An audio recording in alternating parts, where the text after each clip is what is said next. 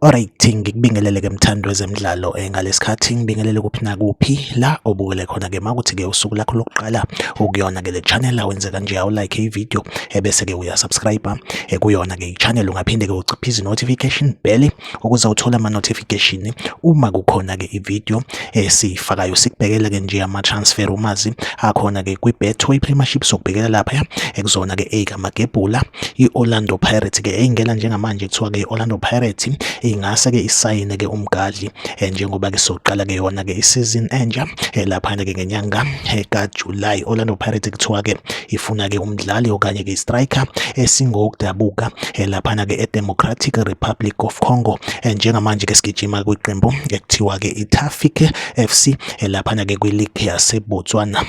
Igama lakhe uyena-ke laphana-ke uJean Lwamba okwazile ukuthi-ke akore amagoli awu-15 waba i-top goal scorer kuyona-ke iligi yalaphana-ke eBotswana. Phinde-ke waba futhi i-player of the season. Kuthiwa-ke i-Orlando Pirates impela-ke ingxoxo ziyaqhubeka between lona-ke ibhakabhaka kanjalo-ke noJean Lwamba. Iyona update engiyiphethe njengamanje. Like ividiyo usubscribe kuyona-ke i-channel. Mina nawe asihlangabezane kwividiyo elandelayo. Nisale kahle.